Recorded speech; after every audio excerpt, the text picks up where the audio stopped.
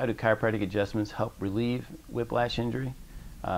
Typically in a whiplash injury, when you have the ligaments and tendons that are strained or torn, you'll get the misalignments of the spine. So what we want to do is we want to make sure we line the spine up correctly.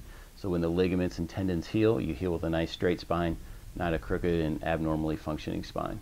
So that's how chiropractic adjustments will help you in recovery of your whiplash injury. My name is Dr. Langschied, and I'm a chiropractor in Jeffersontown, Kentucky.